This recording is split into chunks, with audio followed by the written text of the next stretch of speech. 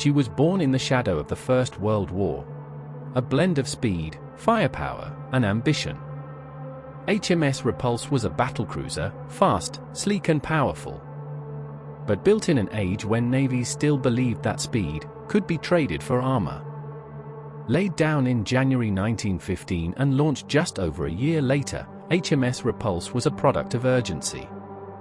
Britain needed more capital ships to counter the German high seas fleet, and the Renown class, Repulse and her sister Renown, were designed for that purpose. Unlike the slow, heavily armored battleships of the Grand Fleet, these ships were built to be hunters, capable of chasing down cruisers and running from anything they could not fight. She was commissioned in August 1916, just too late to take part in the Battle of Jutland. But her presence would come to define Britain's vision of mobile power for decades. In the years that followed, Repulse patrolled the Empire's far-flung seas. She was sent to the North Atlantic, to the Mediterranean, and to the Pacific. In 1924, she carried the future King Edward VIII on a goodwill cruise across the globe, a floating ambassador of British prestige. But while she traveled far, time was not kind. By the 1930s, naval design had moved on. New battleships were faster and better protected. And Repulse, with her thin armor and outdated systems, was showing her age. She underwent a partial modernization between 1933 and 1936, receiving better fire control, improved anti-aircraft guns, and some internal strengthening, but she remained a product of a different era. A fast ship, yes, but one that could not stand toe-to-toe with modern capital ships. Then came the Second World War. When war broke out, in September 1939, HMS Repulse was stationed with the Home Fleet. She escorted convoys, hunted German raiders, and patrolled the vast northern seas. In April 1940, she supported operations off Norway during the German invasion.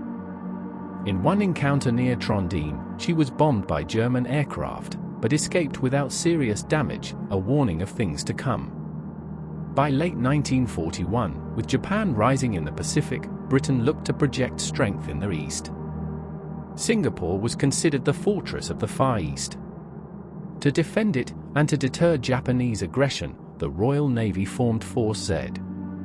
A small, fast task force built around HMS Repulse and the brand new battleship, HMS Prince of Wales, along with accompanying destroyers. On November 25, 1941, Repulse arrived in Ceylon, modern-day Sri Lanka. A week later, she joined Prince of Wales in Singapore.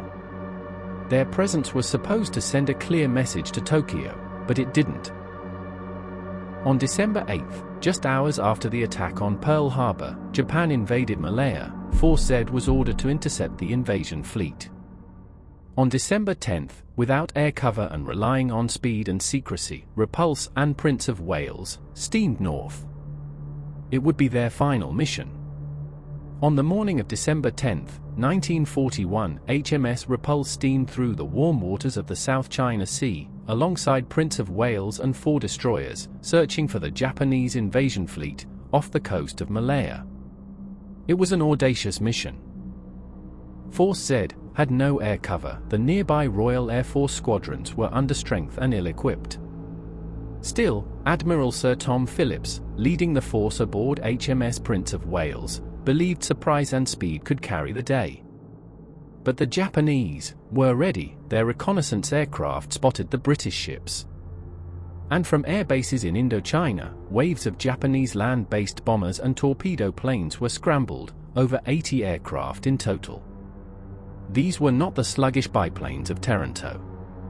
These were experienced crews, flying modern Mitsubishi G3M and G4M bombers, armed with armor-piercing bombs and deadly torpedoes. The first air attack came just after 11 a.m.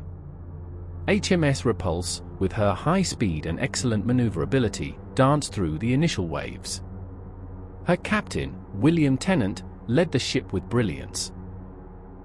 For a time, HMS Repulse seemed untouchable, dodging torpedoes with tight turns and even shooting down several attackers with her anti-aircraft guns. One radio message from a watching aircraft simply read, "Repulse is making miraculous dodges. But miracles don't last forever." At 12:23 p.m., a fresh wave of Japanese torpedo bombers swarmed in from multiple directions. Repulse turned hard to avoid one spread, only to run directly into another. This time the torpedoes found their mark. She was struck by at least 4 torpedoes. One exploded near her port hangar, another beneath her propellers. Her engine rooms flooded, the ship began to list, and power failed. Smoke poured from her stern, and then Captain Tennant gave the order to abandon ship. But Repulse was already going down. Within 20 minutes, she rolled over and sank, stern first beneath the waves. That day, 513 men died with the great ship. The destroyer HMS Electra moved in at great risk to herself and her crew to rescue survivors. Captain Tennant, among the last off the ship, was pulled from the water as Repulse slipped beneath the surface, some guns still firing right until their end. HMS Prince of Wales was also lost that day, struck by multiple torpedoes and bombs. She sank just moments after Repulse.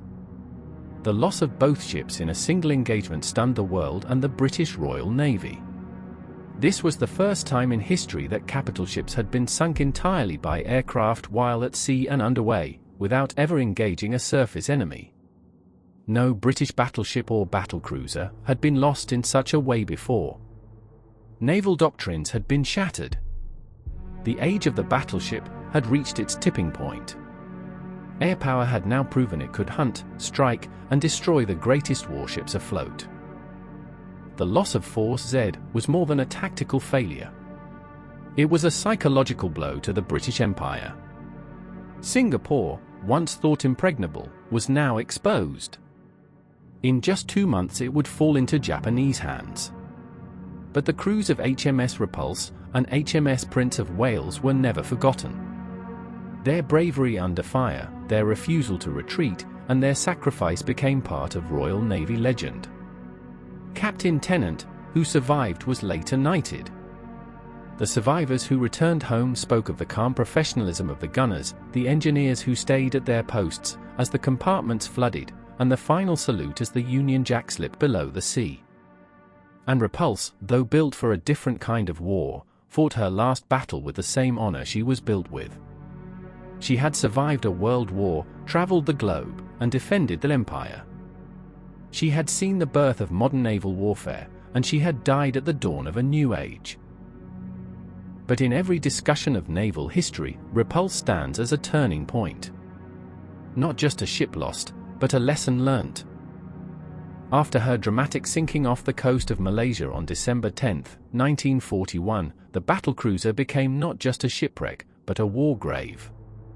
She lies roughly 55 kilometers off Kuantan, alongside her consort, HMS Prince of Wales, in 60 to 70 meters of water. Over 840 men from both ships were lost that day. Their remains, their stories, their final sacrifice, left entombed beneath the sea. For decades, the wrecks were left undisturbed. Divers visited them, military historians, underwater archaeologists, even a few Royal Navy veterans who returned to pay tribute. But there was a solemn understanding: these were sacred sites. That changed in the 21st century. Around 2017, reports began to emerge that illegal salvage operations were targeting World War II shipwrecks in Southeast Asia, including HMS Repulse. These weren't minor looters. They were industrial-scale scrap operations using commercial equipment, dynamite, grab dredgers, and claw cranes. By 2022, satellite data, sonar scans, and underwater drone footage confirmed the worst. The wreck of Repulse had been severely damaged, possibly removed entirely. The Chinese-flagged ships involved in this black market trade came equipped to rip apart wrecks and harvest steel, brass, and aluminum. World War II warships are particularly prized for their low background steel metal produced before atmospheric nuclear testing contaminated the world's steel supply with radiation. It's used in scientific instruments, medical equipment, and sometimes in nuclear physics labs. But to get it, they desecrated graves. In some cases, bones were found among the debris. Human remains, the last witnesses of the men who went down with their ship, were treated as collateral damage in a heartless scramble for profit. By 2023, both HMS Repulse and HMS Prince of Wales had suffered extreme degradation. Local Malaysian authorities pledged to investigate, but the damage was already done. The Royal Navy, veteran groups, and historians around the world condemned the acts, but international maritime law offered few clear paths to justice. The wrecks were in Malaysian waters, beyond British legal jurisdiction. The Chinese salvage crews, often operating under shell companies or false identities, vanished back into international waters. No one was ever formally charged. She was a chapter of British history, a monument to courage, and the final resting place for hundreds of sailors. Her last battle marked the twilight of the battleship era, but even in defeat, she stood with dignity. To see her torn apart by illegal salvagers, her hull desecrated, her mighty gun stolen, her crew's grave disturbed, is more than a loss. It is a violation of memory and honor. Across the world, calls are growing louder to protect maritime war graves. Campaigns urge organizations like UNESCO to recognize these wrecks as sacred sites, beyond profit, beyond politics. But for HMS Repulse, the damage is done. What was once preserved by depth and silence has now been stripped by greed and neglect. The sea once held her with reverence. Now, it holds on to what little still remains. And yet, through memory, through story, and through the voices that still speak her name, HMS Repulse still endures. Thank you for watching. If you enjoyed the video, please like and subscribe to the channel. You can also subscribe and explore our channel for previous battleship videos. Bye for now and Godspeed.